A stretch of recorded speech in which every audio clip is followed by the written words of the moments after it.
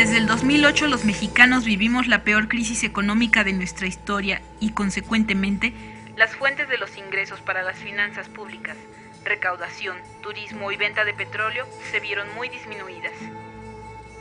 En 2009, los ingresos presupuestarios cayeron en más de 480,000 millones de pesos, y al ser insuficientes los recursos del erario, el gobierno federal decidió hacer ajustes. Recortó el gasto, subió los impuestos y se endeudó. Todo esto lo hizo para llevar recursos a las arcas, argumentando que era un mal necesario. Dijeron que la crisis venía de fuera y que se tomarían estas medidas coyunturales, indispensables sin afectar las inversiones prioritarias. Pero la crisis no venía solo de fuera. También se debió al mal tratamiento que el gobierno hizo de ella y a su mala administración desde hace años. El Coneval sentenció que la reducción en el ingreso no solo fue producto de esa crisis, sino que también se había observado un bajo crecimiento económico y una insuficiente creación de empleos desde hacía un par de décadas. Banamex declaró que la caída de los ingresos fiscales había sido producto de la falta de prudencia administrativa de los gobiernos previos. El incremento de la deuda ya venía multiplicándose en los últimos años de gobiernos panistas, aumentando en 168% desde la entrada de Fox. En lo que va del sexenio de Calderón, la gasolina magna ha subido 50%, el diésel 83% y la premium, usada por el sector más pudiente, 30%.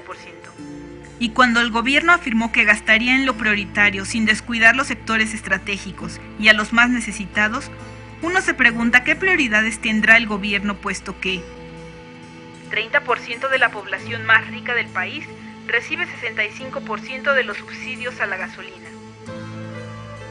De los recortes que se hicieron, 19,000 millones de ellos fueron a la inversión en obra pública y 15,000 a subsidios, siendo los sectores más afectados educación, salud y desarrollo social.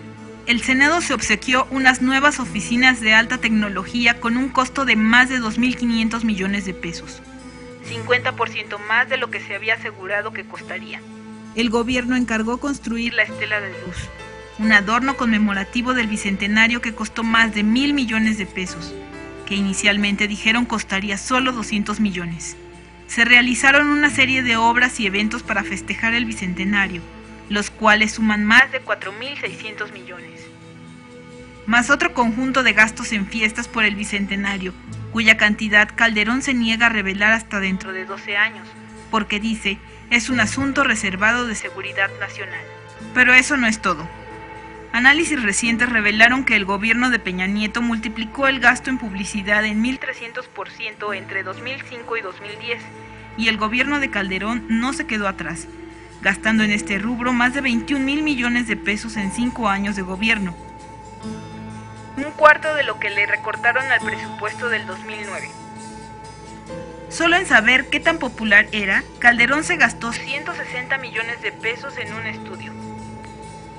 Calderón es el tercer presidente mejor pagado del orbe, solo después de los presidentes de Estados Unidos y de Francia, y el equipo de presidencia es el segundo más grande del planeta, con más de 1,000 empleados. En los últimos 2 años, el presupuesto en servicios personales del equipo del presidente se incrementó en 30%. De ganar un promedio de 84,000 pesos, decidieron subirse el sueldo a 120,000. Según especialistas del CIDE, el gobierno mexicano de los últimos años es un ejemplo de gasto, exceso y derroche. Contradictoriamente, en el 2009, varias secretarías de gobierno presentaban un subejercicio del presupuesto en el primer trimestre del año. Los programas de apoyo a la productividad y al empleo presentaban avances menores al 30% a la mitad del año. Diferentes subsidios, como el del Seguro Popular o el Programa de Atención a Familias, habían ejercido menos del 35% de su presupuesto asignado. ¿Es esto saber ejercer y cuidar el poder y los recursos que les confiamos?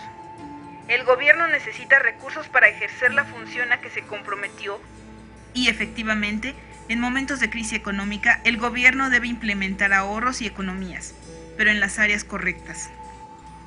El único ejemplo real de un ejercicio serio de austeridad lo ha vivido el Distrito Federal bajo el liderazgo de Andrés Manuel López Obrador. En el 2003, siendo AMLO jefe de gobierno del DF, decretó que para el gobierno de la capital habría topes salariales en los funcionarios, empezando por él mismo. No se autorizarían bonos o percepciones extraordinarias a funcionarios. Se limitarán los gastos de representación. Quedaría eliminada la contratación de seguros de gastos médicos privados. Se limitaría la figura del secretario particular, se prohibiría la creación de la plaza de secretario privado y la cantidad de asesores debería reducirse a 5 por secretaría. Se reduciría el gasto en spots. Los autos oficiales no podrían cambiarse cada año, sino solo si tenían al menos 6 años de uso. Los viajes al extranjero quedarían reducidos a 1 por secretaría al año.